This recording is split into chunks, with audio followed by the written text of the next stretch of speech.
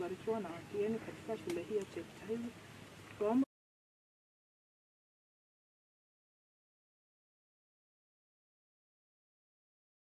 We have planted 1,000 seedlings within the school, and of course we chose the school because initially it was planned that we do it in the forest, but because of the terrain and it has rained heavily, even our four-wheel vehicles could not make it.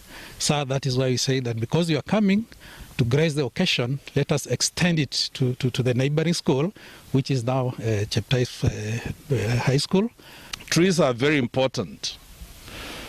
We get water and so many other things from a well-kept environment. And I'm very happy that the DCC and the conservator chose to come and plant trees here because it was not easy to reach the forest. The 1,000 trees planted should be looked after very well. I guess you have a club in this school, principal, that deals with the management of environment.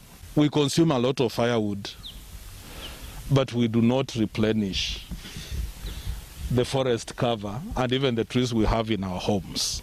I want to encourage, even when you go back home, look after the trees in your home and plant more trees.